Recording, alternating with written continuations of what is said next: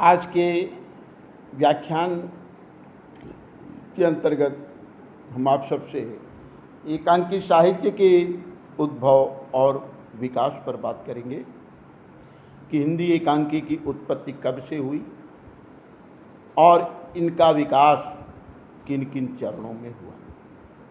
जब हम हिंदी एकांकी के उत्पत्ति की उद्भव की बात करते हैं तो इस पक्ष में सभी आलोचक, समीक्षक, विद्वान एक मत नहीं है। आलोचकों का एक वर्ग तो हिंदी एकांकी की उत्पत्ति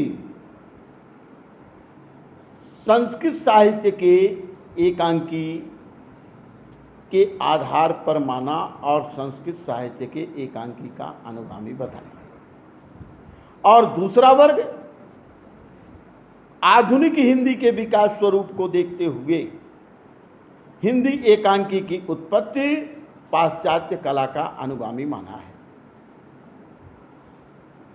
वास्तविकता तो यह है कि हिंदी एकांकी ने आपने आरंभिक रूप में संस्कृत एकांकी से प्रेरणा अवश्य ली।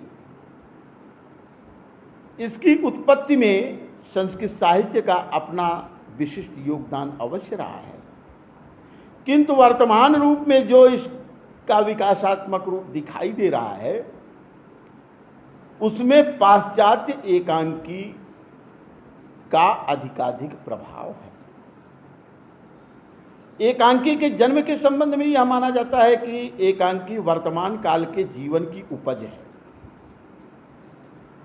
आलोचकों का दृष्टिकोण इस पक्ष में एक सा नहीं रहा है। कुछ मानते हैं कि देश में एकांकी की परंपरा प्राचीन काल से चली आ रही है और भारतेंदु युग में आकर जब प्राचीन विधाओं का जन्म हुआ या पुरानी विधाओं का पुनरुद्धार हुआ तो उसके साथ ही संस्कृत साहित्य के एकांकी नाटकों का स्वरूप भी हमारे सामने निखर करके आया। कालांतर में जैसे जैसे अन्य विधाओं के स्वरूप में परिवर्तन आता गया वैसे वैसे एकांकी में भी परिवर्तन आया और वह पाश्चात्य साहित्य के प्रभाव से प्रभावित होकर आगे की ओर विकसित हुई, आगे की ओर बढ़ी। डॉक्टर रांगेय राघव का मत है कि कुछ सीमा तक अधिक तर्कसंगत यह प्रतीत होता है कि वास्तव में हिंदी एकांकी का जन्म संस्कृत साहित्य से हुआ, किंतु इसका परिवर्तित स्वरूप पाश्चात्य से प्रभावित रहा है। अपने समय के प्रभाव के कारण पूर्व नाटकों के लिए यह मंचन का क्षेत्र नहीं रहा, किंतु यह विधा भी नाट्य विधा के साथ साथ आगे की ओर उत्तरोत्तर विकसित होती रही। हिंदी एकांकी का लक्षण एक अंक ही माना जाता है, तो उसका उद्भव संस्कृत साहित्य से ही संबद्ध किया जाता है, क्योंकि संस्कृत साहित्य में एक अंक वाले 17 एकांकी उपलब्ध है। लेकिन मौलिक कलात्मक विशेषताओं को देखते हुए यह माना जाता है कि हिंदी एकांकी का उद्भव और विकास 20वीं शताब्दी में ही हुआ।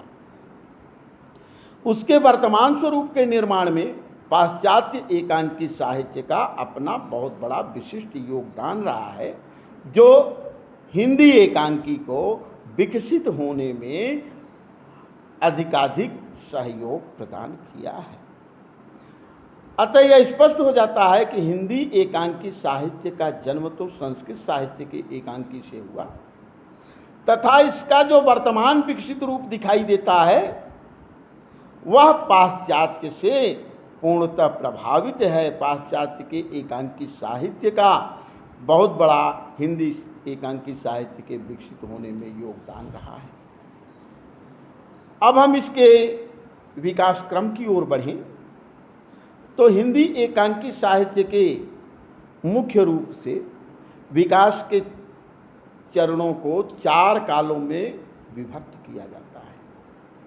भारतेंदु काल, द्विवेदी काल, प्रसाद काल या वर्तमान काल, यह भी कह सकते हैं। भारतेंदु युग, द्विवेदी युग, प्रसाद युग और वर्तमान युग। अब हम क्रमशः एक एक युग पर बात करें कि किन किन चरणों में किस प्रकार एकांकी विकसित हुई, तो सबसे पहला स्थान आता है भारतेंदु युग का।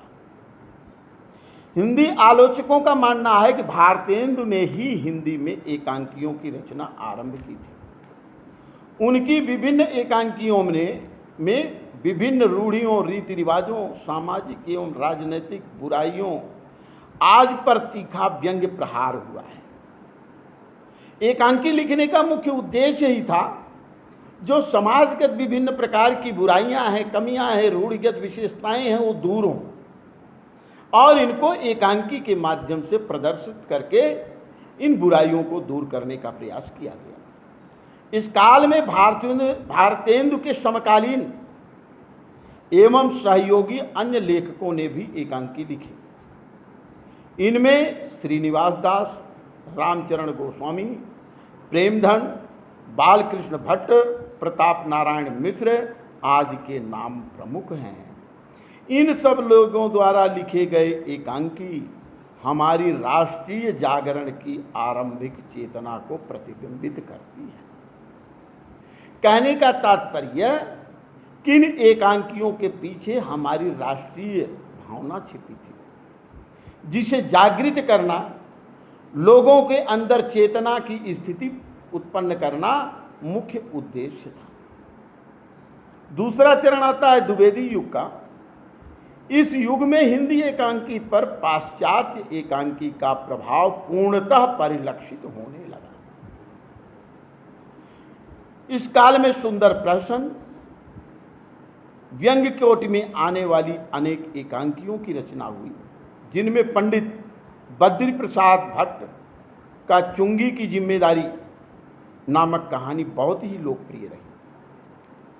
इस काल के एकांकीकारों में मंगल प्रसाद विश्वकर्मा, सियाराम शरण गुप्त, राम सिंह वर्मा, रूपनारायण पांडे, बेचन शर्मा उग्र, सुदर्शन आदि का अपना महत्वपूर्ण योगदान रहा है। इस युग में यानी द्विवेदी युग में आकर कहानी कला के विकास के लक्षण अधिकाधिक दिखाई देने लगे। कथा प्रवाह में तीव्रता आने लगी। इस युग के प्रमुख एकांकीकार और उनकी एकांकियां इस प्रकार है। श्री सुदर्शन का राजपूत की हार, प्रताप प्रतिज्ञा, ऑनरेरी मजिस्ट्रेट, राम नरेश त्रिपाठी के स्वप्नों के बीच और दिमागी अय्याशी, बद्रीनाथ भट्ट का लपड़ धोधो तथा बेचन शर्मा उग्र के चार बेचारे और अफजल वध आदि उल्लेखनीय एकांकियां हैं, जो एकांकी कला को विकसित होने में अपना विशिष्ट योगदान देती रही। इसके पश्चात प्रसाद युग। प्रसाद जी स्वयं एक कुशल नाटककार थे। उन्होंने सर्वप्रथम एकांकी एक घूंट की रचना की थी। एकांकी काल की दृष्टि से प्रसाद जी के एक घूंट एकांकी को ही हिंदी की प्रथम एकांकी मानी जाती है। डॉक्टर नागेंद्र का मत है कि सचमुच हिंदी एकांकी का प्रारंभ प्रसाद के एक घूंट से ही हुआ है। प्रसाद पर संस्कृत साहित्य का प्रभाव है, इसलिए वे हिंदी एकांकी के जन्मदाता ही नहीं कहे जाते, बल्कि हिंदी आधुनिक एकांकी को विकसित करने का श्रेय प्रसाद जी को ही दिया जाता है। एकांकी की तकनीक का एक घूंट में पूरा निर्वाह है। पाश्चात्य प्रभाव से लिखी जाने वाली हिंदी एकांकियों का आरंभ वे प्रसाद से ही मानते हैं। प्रसाद युग के एकांकीकारों में डॉक्टर रामकुमार वर्मा, उदय शंकर भट्ट, जगदीश प्रसाद माथुर, भुवनेश्वर, उपेंद्र नाथ अस्क आदि के नाम विशेष उल्लेखनीय हैं, जिन्होंने एकांकी कला के विकसित होने में अपना पूर्ण योगदान दिया। शेष प्रसंग यथावत आगे कल बढ़ेंगे। कल इन पर बात करेंगे कि एकांकी कला का आधुनिक काल में किस प्रकार विकास हुआ। बहुत बहुत